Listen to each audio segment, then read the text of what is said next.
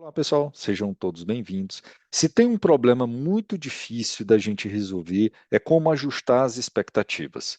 É a causa de muitas das nossas frustrações. Quem nunca ouviu aquela expressão de alguém que achava que ia ser promovido e, para surpresa, foi desligado, foi demitido? Já deve ter visto um caso desse, até de algum parente, e talvez você que está assistindo aqui tenha passado por isso. Isso denota para mim um alto grau de desalinhamento. Ou seja, você não consegue ter uma narrativa, contar a mesma história que outra pessoa de um mesmo fato. Então, aqui é para a gente falar sobre a base de como fazer essa gestão de expectativas. Ele vai estar na base de muitos outros vídeos que eu vou trazer aqui no canal. É a base da minha mentoria e nada melhor do que fazer um desenho. Vamos fazer um desenho juntos? Porque uma imagem vale mais do que mil palavras.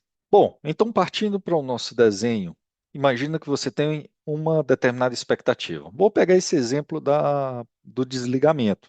Você tem uma expectativa que vai ser promovido. Então, quando você tem uma expectativa, um dos principais fatores, aquele inicial que afeta o seu julgamento sobre o fato, sobre a história em volta do atingimento dessa expectativa, é a sua perspectiva. Então, pela perspectiva que você está, e a perspectiva tem muito a ver com o seu cargo, com a sua posição, mas também com o seu papel. Imagina as suas relações pessoais, a sua perspectiva como filho é diferente da sua perspectiva como um pai, e por aí vai. Então, no ambiente de trabalho, a sua perspectiva de você para os seus subordinados, ou de você para o seu superior, para o seu chefe, ela muda conforme o fato, conforme a história. Então, é o início de desalinhamentos sobre uma determinada expectativa. É muito comum, por exemplo, eu ter colega de trabalho que a vida inteira, ele já está 20, às vezes até 25 anos, trabalhando só numa consultoria.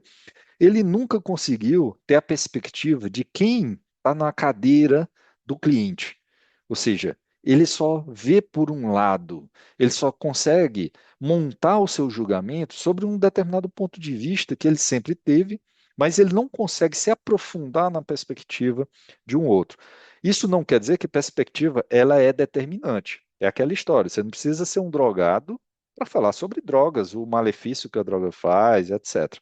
Então, a perspectiva, ela é um dos fatores, mas ela é uma que causa um certo ruído ou certo desalinhamento das expectativas. Agora, um fator fundamental para a gente entender é sobre a percepção.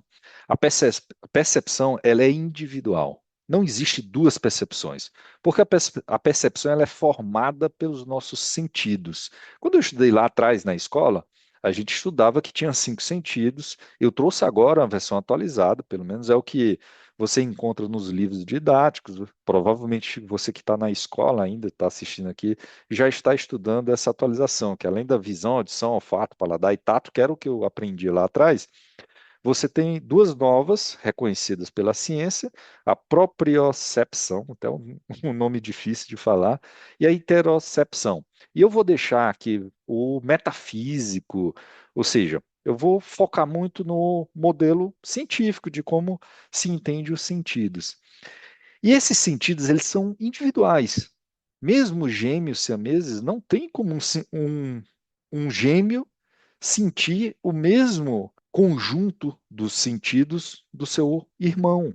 Então é impossível. Cada um tem seu próprio conjunto de sentidos que afeta a sua percepção. Ou seja, como você entende um determinado fator, um determinado fato, uma determinada expectativa. Esse conjunto eu chamo de fenomenologia narrativa.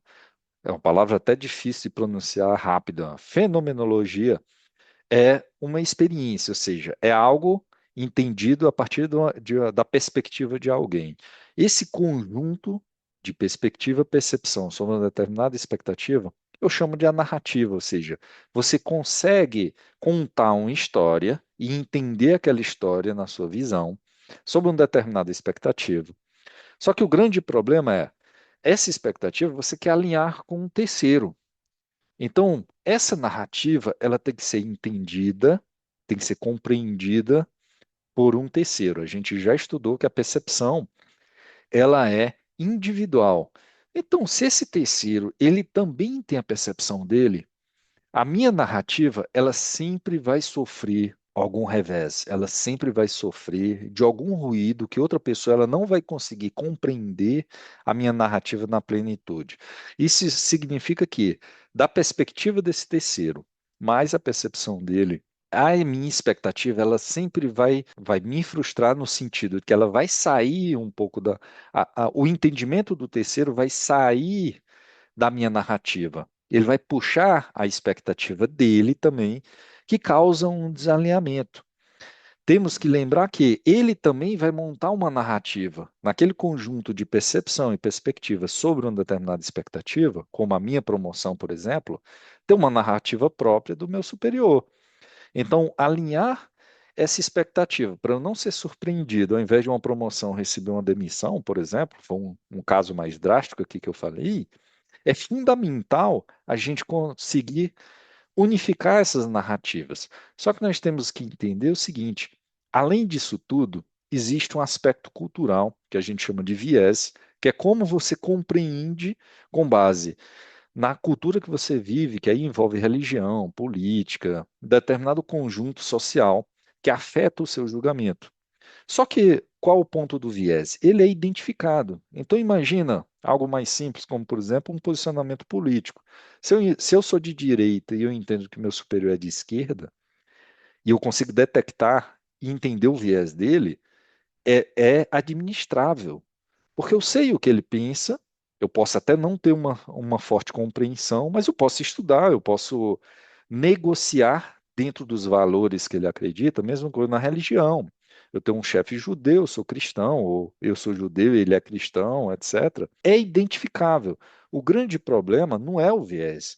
O grande problema é tudo aquilo está fora das duas narrativas, que fica no subjetivo. O nosso objetivo aqui, e o que eu levo aos meus mentorados, é como eliminar o ruído. Primeiro, identificar o que é que está fora das duas narrativas, tentar conciliar essas narrativas, para quê?